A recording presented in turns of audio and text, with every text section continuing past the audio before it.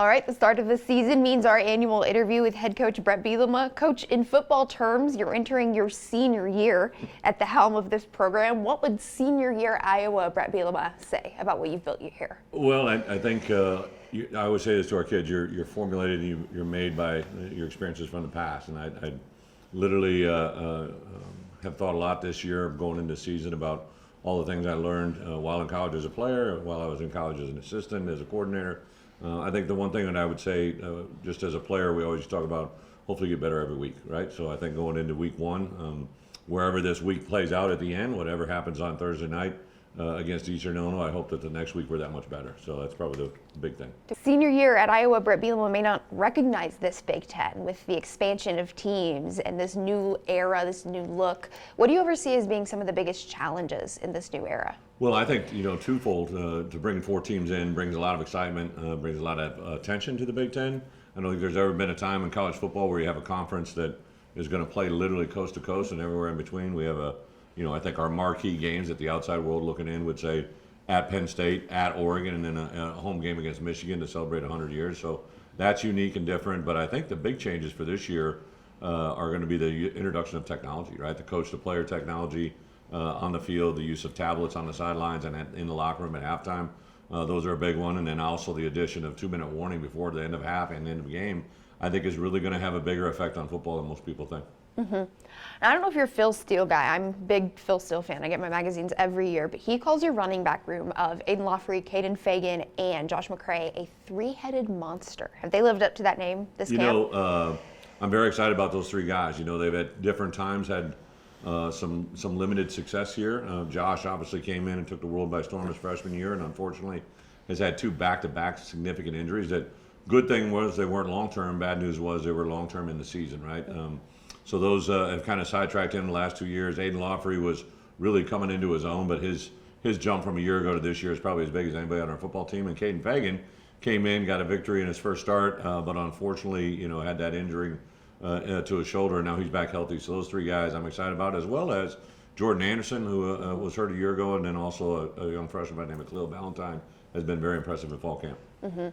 And 2 of those guys are local, and you, in your time here, have not wavered on recruiting the state of Illinois. You've got 55 guys on this roster from your home state. What do they add to this team? I think the value in having any organization when you're built from within means a lot. I think it means a lot to those guys.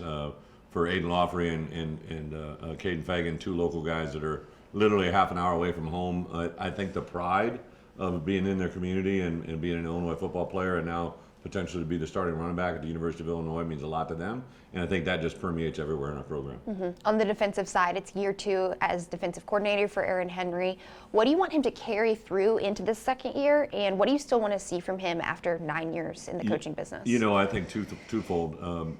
Coaches always grow year to year, but I think especially coordinators, from your first year of coordinating to your second year is a lot of growth and just understanding the perspective of the job, but also preparing for that moment, right? So I think Aaron was well equipped last year, but just this year I think he's much more on top of what he needs to do. I know he really likes his staff and the people that are around him and under him. We've supported him very, very well. And I think overall, Aaron, he's a guy literally when he got into coaching, I knew he'd be a rising star. I knew he'd go fast. And it's been fun to kind of be with him on his journey, but it's exciting to work with him every day and see him grow. Mm-hmm. You've got 4 new faces on this staff. I'm going to give you a name, and I want you to tell me the first word that comes to mind when you think of these guys.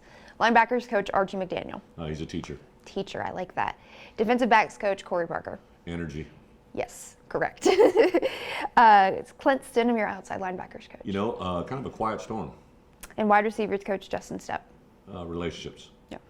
All those guys can kind of all 4 of those things fit into every one of them, but each one was hired into a unique scenario, a unique situation. Stepp being the only guy on offense, but his familiarity with Barry, I think Stepp is not on just the wide receiver room, but our entire offensive staff. It's just there's a lot more cohesiveness and a lot more togetherness. I think they're all on the same page than ever before, and I think that's fun to watch. And then to have those 3 guys defensively come into a room that was already pretty established with Aaron and J-Mo. Each one of them has brought a lot of chemistry. But Archie, I've been very impressed from his interview to where we are today, just the way he teaches and then teaches the game to our players, the way they learn from him. Corey has probably been a guy that I could feel it literally the first time on the phone with him, but to watch him coach every day and to see his players respond and Clint, I just call him, he just kind of, he doesn't make a lot of noise. He just goes about his business and has a lot of production. And in a way, that's kind of his room. Seth Coleman and Gabe aren't real big vocal talkers, but they speak with their actions, and that's been impressive. 100 years of Memorial Stadium this year. Lots of exciting things going on. You've won here twice as a player, and you know how it feels to run out into battle as a player and as a coach. What makes playing here so special? Memorial is, first two things. It's right on top of you, right? So you're in very close interaction with the students and the fans, which is kind of the norm in the Big Ten.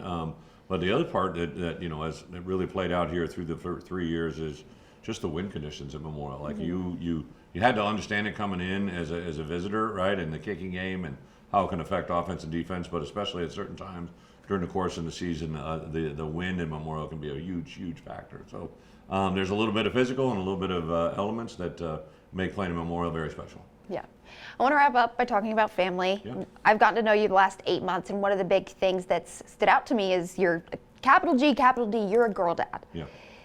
That really resonates with me because, growing up, my dad wasn't the head coach of a football team, but going to football games with my dad on Saturdays was my favorite thing in the world when I was your girl's age.